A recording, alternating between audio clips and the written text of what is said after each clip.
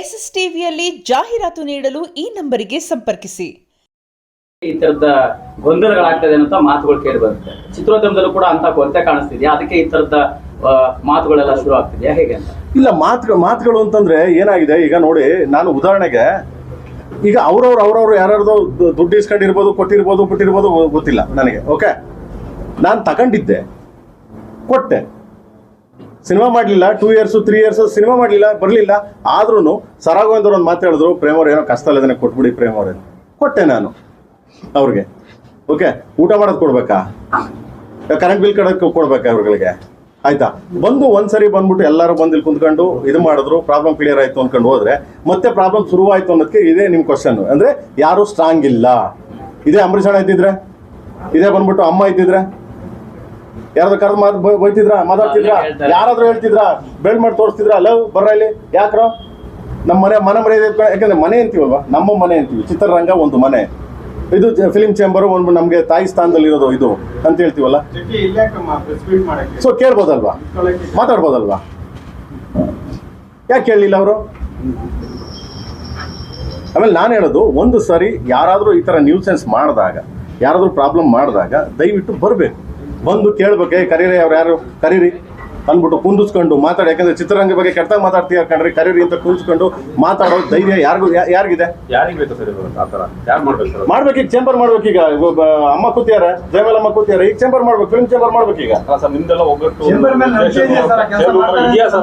ಅಲ್ಲಲ್ಲ, ಈಗ ಆಗ್ಲಿಲ್ಲ ಅಂತ ಏನು ಮಾಡ್ತಾ, ನಾನು ಬಂದು ಲೆಟರ್ ಕೊಟ್ಟಿದ್ದೀನಿ, ನಿರ್ಮಾಪಕ ಸಂಘದವ್ರಿಗೂ ಲೆಟರ್ ಕೊಡ್ತಾ ಇದೀವಿ. ಕೊಟ್ಟಿದ್ದೀನಪ್ಪ ಮಗ, ನಿರ್ಮಾಪಕ ಸಂಘ ಲೆಟರ್ ಮಾಡಿದ್ದೀವಿ, ಅವ್ರಿಗೂ ಹೋಗ್ತಾ ಇದೆ. ಆಯ್ತಾ, ನಿರ್ಮಾಪಕರ ಸಂಘದಿಂದ ಯಾರೋ ಏನೋ ಒಂದು ಮಾತಾಡಿದ್ರು ಅನ್ನೋ ಕಾರಣಕ್ಕೋಸ್ಕರ ಸಡನ್ ಆಗಿ ಎಲ್ಲ ಎದ್ಬಿಟ್ಟು ಕೇಸ್ ಹಾಕಿದ್ರಲ್ವಾ. ಈಗ ಒಬ್ಬ ನಿರ್ದೇಶಕನ ಬಗ್ಗೆ ಮಾತಾಡಿದ್ದಾರೆ, ಒಬ್ಬ ಅಲ್ಲ, ಅರ್ಜುನ್, ನಾನು, ಆಮೇಲೆ ಹಪ್ಪು ಅವ್ರ ಬಗ್ಗೆ, ಕಲಾವಿದ್ರ ಬಗ್ಗೆ, ಎಲ್ಲರ ಬಗ್ಗೆ ಮಾತಾಡಿ. ಯಾರು ಬರ್ತಾರೆ? ಯಾರು ಬಂದ್ರಿ ಸರ್? ಯಾರಾದ್ರೂ ಬಂದ್ರ ಸರ್?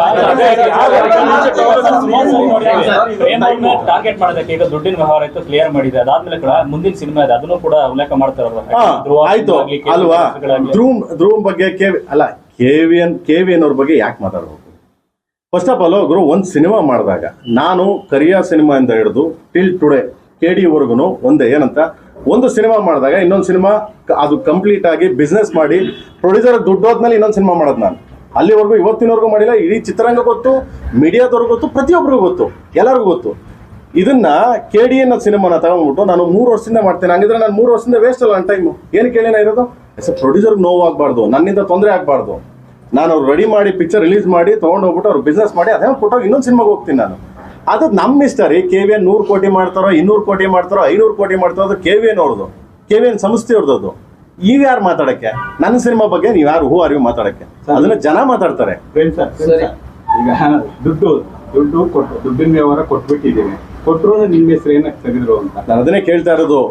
ಅದನ್ನ ನನ್ನ ಹೆಸರು ಪ್ರತಿ ಸಾರಿ ಈ ತರ ನ್ಯೂಸೆನ್ಸ್ ಆದಾಗ ಅದಕ್ಕೆ ಬಂದಿದ್ದು ನಾನು, ಇಲ್ಲಾಂದ್ರೆ ಗೊತ್ತಿರಲಿಲ್ಲ, ನಾನು ನಿಜ ಗೊತ್ತಿರಲಿಲ್ಲ. ನಾನು ಏನಕ್ಕೆ ಅಂದ್ರೆ ಬಿಡ್ರಿ ರೀ ಅಂತ. ಈಗ ನಾವು ತಲೆಕೆಟ್ಟಂಗೆ ಮಾತಾಡಕ್ ಆಗಲ್ಲ ಗುರು ಅಲ್ವಾ? ನಾವು ಲೂಸ್ ತರ ಹೆಣ್ಮಕ್ಳ ಬಗ್ಗೆ ಇದ್ರ ಬಗ್ಗೆ ಮಾತಾಡಕ್ಕೆ ಅಂತೂ ಆಗಲ್ಲ. ಸೊ ಅದರಿಂದ ನಾನೇನು ಮಾಡಿದ್ದೀನಿ, ಸೊ ಎನಿವೆ ಇಲ್ಲಿ ನನ್ನನ್ನು ಯಾವತ್ತು ಫಿಲ್ಮ್ ಚೇಂಬರ್ ತಪ್ಪು ತಿಳ್ಕೊಬಾರ್ದು. ನೋಡು, ಪ್ರೇಮ್ ಡೈರೆಕ್ಟಾಗಿ ಕೋರ್ಟ್ಗೆ ಹೋದ ಅಂತ ಆಲ್ರೆಡಿ ಕೇಸ್ ಹಾಕಿದ್ದೀನಿ, ಕೋರ್ಟಲ್ಲಿ ಬರ್ತದೆ ಇವತ್ತು FIR ಈಗ ಬರುತ್ತೆ. ಈಗ ಆಯ್ತು, ಯಾವುದು KP ಕೊಟ್ಟಿದ್ದೀನಿ. ಓಕೆ, ಕೋರ್ಟ್ಗೆ ಹೋಗಿದೆ, ಈಗ ಕೋರ್ಟಲ್ಲಿ ಆರ್ಡರ್ ಮಾಡ್ತಾರೆ. ಈಗ ಬರುತ್ತೆ ಕೋರ್ಟಲ್ಲಿ ಒಂದು 4 ಗಂಟೆ 4 ವರ್ಷ ಬರುತ್ತೆ. ಕಾಪಿ ಎಲ್ಲ ನಿಮ್ಗೆ ಕಳಿಸ್ತೀನಿ. ಈಗ ಚೇಂಬರ್ಗೆ ನಿಮ್ಮ ಅಪೀಲ್ ಏನು ಸರ್? ಚೇಂಬರ್ ಅಂಡ್ ಪ್ರೊಡ್ಯೂಸರ್ ನಿಮ್ಮ ಅಪೀಲ್ ಏನು ಸರ್? ನನ್ನ ಅಪೀಲ್ ಒಂದೇ ಗುರು, ಯಾರ ಬಗ್ಗೆ ಯಾಕೆ ಏನಕ್ಕೆ ಮಾತಾಡಿದ್ದಾರೆ ಅದು ಆ ಥರ ಅಭಿಯೋಗ ತುಂಬಾ ಕೆಟ್ಟದಾಗಿ ಯಾಕೆ ಮಾತಾಡಬೇಕು? ಅಲ್ಲ, ನಾನೇ ಇದೆ. ಹೌದು, ನಿಮ್ಗೆ ಅಧಿಕಾರ ಕೊಟ್ಟವ್ರು ಯಾರು ಅಂತ ಕೇಳ್ತೀನಿ. ಸರಿ, ಇದಾದ್ಮೇಲೆ ನಿಂದು ಪರ್ಸನಲ್ ಇದೆಯಾ? ಯಾರೋ ಒಬ್ಬ ದುಡ್ಡು ನಿಮ್ಮ ಪರ್ಸನಲ್ ಇದೆ, ನೀವು ಮನೆಗೆ ಮಾತಾಡಿದ್ರು, ಪಬ್ಲಿಕಲ್ಲಿ ಮಾತಾಡ್ತೀಯಲ್ಲ, ಬಾ ಪೇಸ್ ಮಾಡು. ಈಗ ಹಾಕ್ತೀನಿ ನಾನು, ಡೆಫಾಮೆನ್ಸ್ ಕೇಸ್ ಹಾಕ್ತೀನಿ, ಯಾವಾಗ ಕೇಸ್ ಹಾಕ್ತೀನಿ. FIR ಬರ್ತದೆ, ಈಗ ಸಂಜೆ FIR ಬರ್ತದೆ. ಕಾನೂನು ಏನಿದೆ, ಕಾನೂನು ಪ್ರಕಾರ ಅರೆಸ್ಟ್ ಮಾಡ್ಬೇಕು ಬಿಡ್ಬೇಕು ಅದು ಅವ್ರ ಇಷ್ಟ, ಕಾನೂನು ಪ್ರಕಾರ ಮಾಡ್ತಾರೆ. ಆಯ್ತಾ, ಅದಾದ್ಮೇಲೆ ಡೆಫಾಮೇಷನ್ ಕೇಸ್ ಹಾಕ್ತೀನಿ. ಎಷ್ಟು ಕೋಟಿಗೆ ಅಂತ ಕೇಳ್ತೀನಿ, ನಮ್ಮ ಲಾಯರ್ ಹೇಳ್ತಾರೆ, ಲಾಯರ್ ಹೇಳ್ಬಿಟ್ಟು ಎಷ್ಟು ಕೋಟಿಗೆ ಅಂತ ಹಾಕ್ತೀನಿ. ಬಂದು ಕಟ್ಕೊಡ್ಲಿ, ನಾನು ಕಟ್ತೀನಿ, ಕಟ್ಕೊಡ್ಲಿ. ಸರ್, ಇದಾದ್ಮೇಲೆ ಈ ಘಟನೆ ಆದ್ಮೇಲೆ, ಯಾಕಂದ್ರೆ ಇಂಡಸ್ಟ್ರಿ ಅವರೇ, ಅವರು ನಿರ್ಮಾಪಕರು, ಅವರು ಗೊತ್ತಿರೋಂಥವ್ರು, ನೀವು ಗೊತ್ತಿರೋದು, ಯಾರಾದ್ರೂ ಮಧ್ಯಸ್ಥಿಕೆ ವಹಿಸಿ ಮಾತನಾಡುವಂಥದ್ದು ತಿಳಿಯ. ನನಗೆ ಇಂಡಸ್ಟ್ರಿ ಇದಾದ್ಮೇಲೆ ಮಗ ಫೋನ್ ಮಾಡಿದ್ದೋನೆ ನನಗೆ only KV sir, what is this non sense ಅನ್ಕೊಂಡು. ಒಗ್ಗಟ್ಟಿಲ್ಲ ಅಂತ ಆಯ್ತಲ್ಲ ಸರ್ ಅಲ್ಲಿ. ಆಯ್ತಾ, ಅದಾದ್ಮೇಲೆ ಕೇಳ್ತೀನಿ ಕೇಳು, ನಮ್ಮ ಮನೋಹರ್ ಸರ್ ಇದೇನು ಸರ್ ಹಿಂಗೆ ಮಾತಾಡೋಣ ವಯ್ಯ, ಇದೇನು ಸರ್ ಇಲ್ಲಿ ಬೆಂಗಳೂರಲ್ಲಿ ಇದ್ದೀನಿ ಅಂತ ಹೇಳಿ ಸರ್ ಅವ್ರಿಗೆ ಏನು ಸರ್ ಅಂತ. ಅದಾದ್ಮೇಲೆ ನಮ್ಮ NM ಸುರೇಶ್ ಸರ್ ನಾನು ಕರೆದು ಪ್ರೆಸ್ ಮೀಟ್ ಮಾಡ್ಲಾ ಗುರುವೆ, ಏನು ಗುರುವೆ ಅದು ನಿಮ್ಮಿಂದ ಹೆಚ್ಚನ ಬದುಕೋರು ಗುರುವೆ, ಏನು ಗುರುವೆ ಹಂಗೆಲ್ಲ ಮಾತಾಡೋಣ ಹಿಂಗೆ ಅಂದರೆ ಇವ್ರು 3 ಜನ ಮಾಡಿದ್ರಪ್ಪ. ಈಗ ಅವ್ರ ಕಡೆಯಿಂದ ಏನಾದ್ರು ಉತ್ತರ ಸಿಕ್ಕಿದೆಯಾ, ಯಾಕೆ ಮಾತಾಡಿದ್ರು ಏನು ಅನ್ನೋದು ಅಥವಾ ಹೇಗೆ ಅಂತ? ನನಗೆ ಉತ್ತರ ಬೇಡ ಬಾಸ್, ಉತ್ತರ ಕೋರ್ಟಲ್ಲಿ ಮಾಡ್ಕೊಳ್ಳಿ, ಕೋರ್ಟಲ್ಲಿ ಬಂದು ಕೊಟ್ಕೊಳ್ಳಿ, ನನಗೆ ಯಾಕೆ ಉತ್ತರ ಬೇಕು?